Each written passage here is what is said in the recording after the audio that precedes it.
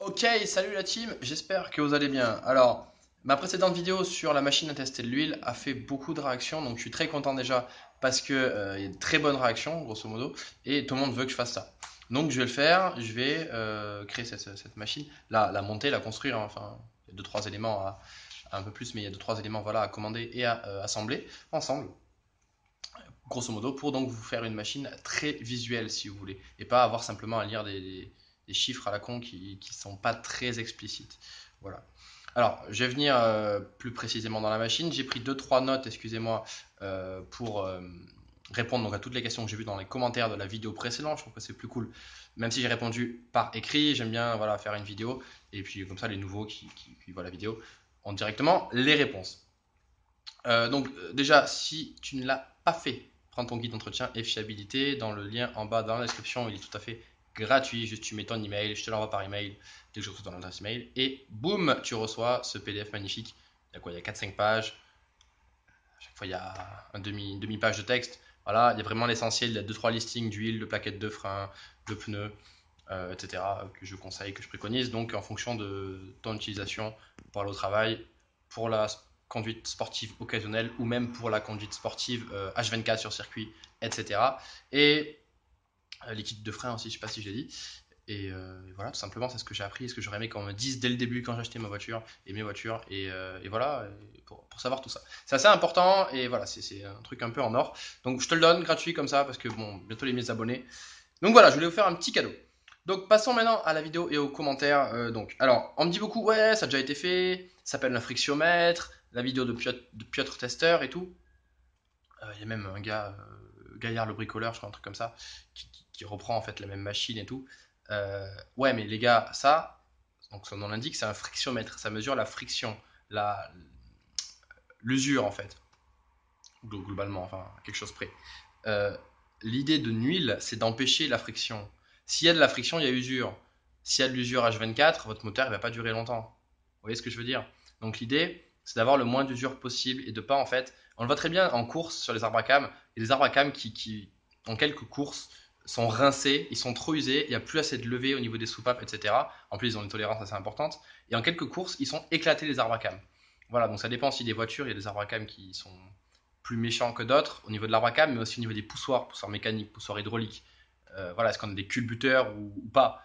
Donc voilà, il y a toutes ces choses-là qui font que le moteur en fait est plus ou moins méchant au niveau de l'huile ou voilà, on va dire a besoin d'une huile de qualité ou moins bonne qualité, du moins nécessaire si vous voulez à sa vie normale. Alors, donc voilà, moi ça n'a rien à voir avec ça. Je vais vous refaire l'analogie de la pomme et du couteau. Piotr, si vous voulez, ce qu'il fait, c'est qu'on a la table, la pomme au-dessus. D'ailleurs, j'ai une pomme, j'aurais dû vous la montrer, je vais le faire après peut-être. On a la table, la pomme et le couteau au-dessus. Voilà. La pomme, c'est l'huile. La table, ben, c'est une partie, c'est le bloc moteur. Et le couteau qui est au-dessus, c'est une autre partie, l'arbre à cam, par exemple. Et donc, si vous voulez, l'arbre à cam, il va appuyer sur la pomme. Et Piotr, ce qu'il fait, c'est qu'il coupe la pomme en deux. Et une fois qu'il arrive sur la table et qu'il a commencé à faire une marque, il mesure en fait quelle marque il a faite, si elle est plus ou moins grosse. Sauf que moi, ce que je regarde, c'est à quel moment est-ce que la pomme casse. Quelle huile, quelle pomme en fait, casse le plus tard possible, demande le plus de force et donc de pression pour casser. Ok? Parce que ce qui est important dans un moteur, c'est que la pomme ne casse pas.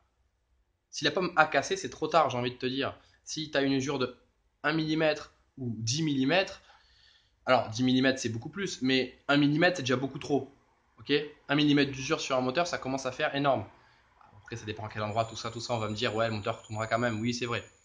Mais voilà, ça dépend des endroits et vous voyez l'idée. S'il a pris 1 millimètre, il peut en prendre 2, 3, 4, donc, etc. Donc voilà, moi je regarde vraiment en fait la pression de cisaillement, pression de cassage du film d'huile exactement. Certains comprennent mieux avec cisaillement, donc on emploie le mot cisaillement si vous voulez. Et voilà, c'est vraiment là, à quelle pression, à quelle force est-ce que l'huile va casser ce film-là. Ok, on n'est pas dans les coussinets, là on n'est pas avec de l'huile sous pression, on est vraiment sur un film d'huile. Donc voilà, c'est un test en conditions réelles. Il y a aussi une notion de température de l'huile, parce que dans le moteur, l'huile, une fois qu'elle a chauffé, elle a une température plus ou moins stable, autour de 70 à 100 degrés. Ça dépend des voitures, ça dépend de l'utilisation qu'on a, etc. Euh, si on est sur circuit ou qu'on est sur l'autoroute, en cruising ou quoi, sur la nationale à 80, 70 km/h. Je dis bien 80 maintenant, hein, ça fait chier, mais bon. Peu importe. Donc, voilà, température de fonctionnement. pas une huile à 0 ou à 30 degrés, ça sert pas à grand chose si vous voulez. À part avoir l'usure au début quand on démarre sa voiture. Mais voilà, en général, on ne tape pas trop dans la voiture quand elle est froide, voire pas du tout. Et donc ça ne veut pas dire grand chose. Ce qui compte vraiment, c'est à chaud. Donc il faut que l'huile soit à température et donc on mesure la température et qu'on asservisse si vous voulez la température de l'huile pour qu'elle reste stable à 70 ou 100 degrés. Bon, ça dépend. Avec un potentiomètre, on fait à peu près ce qu'on veut. Donc voilà, donc test en conditions réelles avec la température de cassage du film d'huile. Alors pourquoi je vous parle d'une machine visuelle? Parce que prenons la machine par exemple de Piotr Tester et d'autres, qui est un frictiomètre. On a une pièce en métal qui frotte sur quelque chose qui est tournant.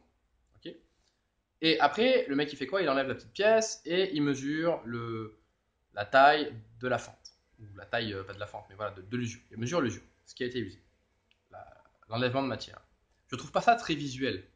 Et en plus, le problème, c'est qu'il y a tout le temps usure avec ces huiles-là. Ok? Le test qui est, je trouve, un peu plus à la con, qui veut rien dire en fait, mais qui est plus visuel, c'est celui où on fait bloquer la machine. Ok? On met des poids jusqu'à ce que la machine bloque. Bon, ça veut rien dire parce qu'avec les à-coups des poids, si on met les poids, si on lâche les poids rapidement ou pas, voilà, ça va jouer un rôle prépondérant. Mais au moins, c'est visuel. Et donc, je veux allier ces deux choses-là, si vous voulez, sauf que je veux pas aller dans l'usure. Je veux qu'on sache dès qu'il y a contact. Donc, dès qu'il y a usure, en fait. Mais à quel moment est-ce que l'usure commence? Ok, je veux pas savoir une fois qu'elle a commencé, de combien est-ce que. En gros, est-ce que une fois que mon moteur il a commencé à s'user, est-ce qu'il va durer 1000 km ou 5000? Voilà, ça sert à rien, je trouve, ce truc-là. Moi, l'idée, c'est quel moteur va faire qu'il n'y a pas d'usure, à part à froid, froid, froid, quand il y a vraiment zéro huile, et encore. Et donc, du coup, on aura un moteur qui va durer très, très longtemps. Peut-être sauf au niveau des segments, parce que oui, au niveau des segments, il y a quand même. Ils sont raclés, bon, c'est un autre débat. Mais lui, il est raclé au niveau des segments, et donc le segment du haut, celui qui est le plus haut, il n'est pas comment dire, il est assez maltraité. Donc, je vous ai expliqué tout ça. Donc ouais,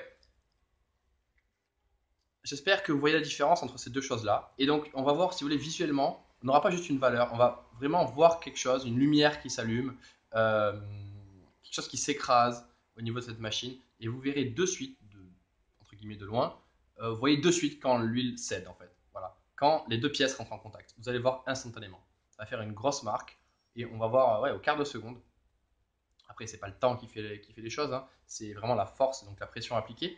Et voilà, c'est l'intérêt de la machine, parce que faire une machine qui dit bon, ben, ça a touché à temps, ok, tout le monde peut le faire, et j'ai envie de vous dire, vu que c'est des chiffres numériques, on peut aussi modifier cette chose-là, on peut la falsifier, la truquer. Okay, là, c'est vraiment quelque chose de visuel, et donc comme un ballon qui explose. Voilà. Vous prenez une aiguille, vous appuyez sur le ballon, ça ne va pas marcher, ça va pas marcher, ou un couteau, peut-être un peu moins pointu qu'une aiguille quand même, avec la lame du couteau, vous appuyez, ça casse pas, puis d'un coup, bam, ça explose. Et là, c'est très très visuel. D'ailleurs, je vais peut-être le faire dans une future vidéo, ça, pour vous expliquer entre guillemets la visualisation des choses. Et voilà, donc ça, c'est quand même un test qui est ultra visuel. Et je pense que du coup, ça sera beaucoup mieux pour faire des vidéos dessus. Voilà. Pas forcément au niveau du test, mais au niveau des vidéos. Après, au niveau du test, c'est la même chose. Hein. Y a rien, c'est pas moins fiable ou plus fiable. C'est pareil. C'est juste que c'est plus visuel et en vidéo, ça se comprend mieux. Surtout pour ceux qui ne sont pas forcément ultra scientifiques et qui n'ont pas envie de se faire chier avec des nombres, ce que je peux entièrement comprendre. Et vous avez raison d'ailleurs, parce que c'est pas les nombres qui comptent, c'est juste d'avoir la meilleure huile au monde. Point barre. Ensuite, donc n'oubliez pas par contre l'intervalle de vidange, parce qu'on me parle souvent de ce truc-là. Quelle est la meilleure huile moteur? Ouais, super, mais si c'est pour la changer tous les 30 000 km, ça ne sert à rien, c'est assez débile. Il vaut mieux prendre une huile qui est moins bonne et la changer plus souvent. Et l'idéal, bien sûr, c'est d'avoir la meilleure huile et la changer tout le temps. Donc moi, je préconise de 5 à 10 000 km. 15, grand max, si vous faites que de l'autoroute tous les jours et que vous faites 15 000 km par an ou 20 000 km par an, dans ce cas, oui, vous faites voilà, des trajets de 1 heure ou 2 d'autoroute tout le temps. Ouais, dans ce cas, vous pouvez la changer tous les 15 000, mais voilà, sinon 5 à 10 000. Personnellement, je change tous les 5 000 et je fais pas les trajets très courts. Ensuite, on m'a posé aussi une question très intéressante sur les filtres à huile. Alors, je vais relayer ça, ma réponse, vous pouvez le voir aussi en bas de la vidéo, mais vous pouvez relayer ces commentaires-là en photo sur la page Facebook, donc facebook.com/objectivegrip, hein, comme la page Facebook et comme la chaîne YouTube. Bien évidemment, c'est assez logique. Et on m'a demandé donc quels sont les meilleurs filtres à huile, qu'est-ce qu'il faut regarder dans un filtre à huile. On parlait des filtres à huile HKS qui filtrent à 20 microns de mémoire. Voilà, quel intérêt, pourquoi, il y a moins de débit, il y a plus de débit sur un HKS alors qu'il filtre façon plus fine et que souvent il est plus petit qu'un filtre normal. Alors, si vous voulez, l'inconvénient d'un filtre à huile, c'est qu'il est souvent, entre guillemets, trop petit pour le véhicule, surtout quand on tape dans une utilisation sportive, c'est-à-dire qu'on est souvent dans les tours. Je m'explique. Le filtre à huile, il est fait de papier souvent. Pas tout le temps, mais très souvent, il y a du papier. Et ce papier ne va pas résister à une pression énorme. Donc ce qu'on fait, c'est on met ce qu'on appelle une vanne de bypass, donc une vanne qui va s'ouvrir et qui va permettre à l'huile de ne plus passer par le filtre, mais de contourner le filtre en fait. Donc l'huile n'est plus filtrée. Et ça, c'est à un moment donné où il y a une pression qui est trop élevée, disons 3-4 bars. Voilà, à 3 bars, on va dire, votre soupape de décharge dans le filtre à huile, la vanne de bypass, va s'ouvrir et va faire que l'huile n'est plus filtrée, ou du moins une partie de l'huile n'est plus filtrée. Okay, c'est une vanne de régulation comme un turbo en fait. Quand on arrive à la pression souhaitée, et du coup il y a l'air des gaz d'échappement qui passe à côté du turbo et il fait une partie qui passe à côté, une partie qui passe dedans. Voilà, et ça augmente au fur et à mesure qu'on prend des tours. Peu importe.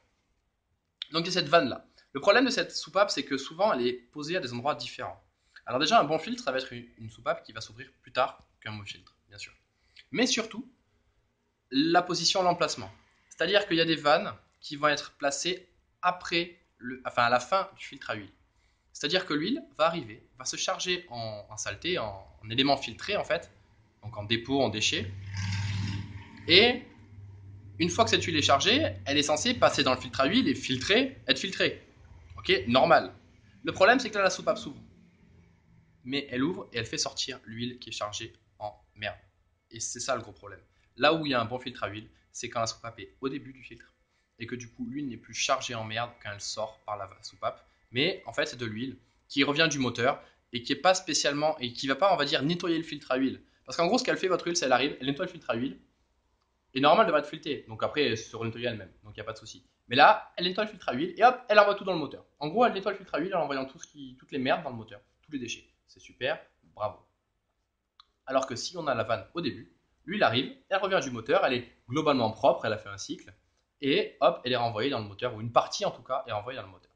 Donc voilà, il faut bien comprendre que toute l'huile n'est pas filtrée H24, quand on prend beaucoup de tours, quand on est au niveau du rupteur, on a peut-être que 50% ou 30% de l'huile qui est filtrée. Ça dépend de la pression. Et d'ailleurs, ça me fait venir à un autre point, c'est qu'une huile très visqueuse, W40, W50, W60, donc l'indice à chaud, va être moins filtrée en pourcentage qu'une huile plus fluide. Pourquoi? Parce qu'elle monte en pression plus rapidement. Du moins, elle va plus monter en pression avec les tours minutes. Ok, à 7000 tours minutes, il y aura plus de pression qu'avec une huile 50 par exemple, ou 0,20, ou même 40 par rapport à une 50. Voilà, vous avez compris. Donc c'est aussi l'intérêt. J'en passe aussi, c'est que s'il y a quelque chose, par exemple du silicone ou un dépôt dans votre carter d'huile, qui est un peu entre guillemets bloqué par la crépine, mais pas vraiment, eh bien, une huile fluide va laisser ce dépôt et contourner le dépôt plus facilement qu'une huile très visqueuse qui va emporter ce dépôt avec elle dans la pompe à huile, dans le filtre à huile. Et des fois, donc j'en reviens bien sûr à la soupape poêlée, si la soupape est mal placée, ça va emporter ce dépôt même dans le moteur, bloquer les galeries d'huile. On a déjà vu des moteurs bloqués avec les galeries d'huile, plein de silicone, tout à fait normal. Du silicone énorme, il arrive à passer la crépine avec une huile qui pousse bien le dépôt dans la crépine. Une fois qu'elle est dans la crépine, bon, dans la pompe à huile, ça passe tout seul. Et ensuite, là, dans le filtre à huile, bah, écoutez, le filtre à huile ne sert à rien. Le papier n'est pas déchiré. C'est juste que le dépôt n'a pas été filtré. Voilà, bien. Bref. Donc j'espère que ça vous est correct. Le problème, donc, la taille idéale d'un filtre à huile, c'est le plus gros possible. Ok, et on avait des mecs qui font des V8 en Amérique, là, qui préparent ça. Enfin, un mec, c'est Jobkins, qui, euh, qui préparait les LS en drag race très célèbre à l'époque, dans les années 80, 90. Et bref, voilà, c'était les meilleurs à l'époque. Ils avaient fait plein de recherches. Et ce qu'ils faisaient, c'est qu'ils augmentaient. Ils prenaient un filtre à huile de camion, il me semble. Alors, je ne connais plus la référence exacte. Mais bref, il était au moins 2 fois plus gros que d'origine. Il est monstrueux, ce truc. Il fait au moins 20 cm de haut, je crois. Il a un diamètre énorme. Et ça permettait de filtrer quasiment toute l'huile, même toute l'huile de mémoire, je crois, jusqu'au rupteur. Et donc, on n'avait pas une partie de l'huile qui est filtrée, une partie de l'huile qui est non filtrée, on avait vraiment 100% de l'huile qui était filtrée. Et donc, bien sûr, ça permettait au moteur de ne pas être endommagé. Donc voilà, moi je vous donne quand même des choses de préparateurs de renom qui poussaient des V8, donc des LS à 700, 800 chevaux atmosphériques en drag race, donc en 400 mètres. 400 mètres, c'est pas les meilleurs châssis, mais en tout cas, c'est pas les meilleurs châssis. C'est un type de châssis, c'est pas un châssis grip, mais c'est un type de châssis quand même qui est travaillé pour avancer, simplement avoir du grip longitudinal et pas latéral. Mais en tout cas, c'est eux qui ont les meilleurs moteurs de très très loin. Pas forcément les moteurs ultra adaptés pour la compétition, pour le circuit, pardon, parce qu'il n'y a pas forcément beaucoup de puissance bas dans les tours. Mais en tout cas, c'est des moteurs qui sont extrêmement poussés, qui sortent beaucoup de chevaux. Et voilà, et tellement ils sortent de chevaux, ils sortent pas forcément longtemps, mais en même temps, un 400 mètres, ça dure que quelques secondes, moins de 10 secondes pour les plus rapides. Donc, ouais, voilà, c'est normal. Bref, donc c'est vraiment des mecs qui s'y connaissent au niveau moteur. Voilà, vous pouvez leur faire confiance, les mecs qui font du drag race, les pros, à chaque fois les top niveaux, les meilleurs du drag race. Franchement, une question sur le moteur, vous pouvez y aller. Donc, je crois qu'on a parlé à peu près de tout. Oui, voilà, la marque que je préconise au niveau des filtres à huile, pour te répondre, c'est, je ne connais plus ton nom, désolé, c'est Pureflux. Voilà, moi je prends que des Pureflux, je les change à chaque vidange, c'est important parce qu'encore une fois, j'ai expliqué la vanne de bypass, machin, bidule, faut que le filtre soit propre. Donc ouais, pas un toutes les deux vidanges, ça sert à rien. Un filtre, ça coûte quoi, 5 euros. Voilà, pas lésiner pour 5 euros, acheter l'huile à 60 euros et lésiner sur 5 euros. Non, c'est un peu con, les gars. Donc voilà, changez ça à chaque vidange. Et donc oui, je change mon huile et mon filtre à huile tous les 5000 km. Voilà, tout simplement. Et comme ça, on a un moteur qui est ultra propre, en très bonne qualité, très bon état, et qui ne bouge pas les galeries d'huile avec que ce soit du silicone ou même de l'huile, ou ce que vous voulez, de la coquefaction, et toutes ces merdes. Voilà, je crois qu'on a parlé de tout. Pensez à liker et à vous abonner à cette vidéo. Et aussi à prendre ton guide entretien et fiabilité de malade. Voilà, je tout dis. Je ne vais pas vous faire mieux, il est gratuit, prenez-le. Hop, email. Je vous envoie ça, le prénom, comme ça il y a un prénom dans l'email. À la limite, vous mettez un prénom à la con, je m'en fous. Mettez juste un email auquel vous avez accès. Je l'envoie par mail, le PDF. Et là, bingo, allez-y, c'est la folie pour vous. Voilà, j'espère que ça vous a plu. N'hésitez pas donc à poser des commentaires à bas de cette vidéo, des réactions à cette vidéo, des questions que vous auriez encore autres que celles-ci que j'ai notées et que je suis censé avoir répondu. Donc voilà, si vous voulez que je réponde à vos questions dans la prochaine vidéo, n'hésitez pas à poser des commentaires, peu importe le sujet. J'ai envie de vous dire, même si c'est pas sur la machine à huile, à tester de l'huile, même sur les huiles moteurs, que ce soit sur le grip, les pneus, peu importe le sujet. Les TDI reproc, par contre, je ne sais pas si ça va être possible, les gars. Si c'est un TDI, je suis pas sûr de répondre. S'il est reproc en plus, voilà. Mais à part ça, les gars, il n'y a pas de souci. Roulez bien, éclatez-vous, niquez des Porsche. À bientôt.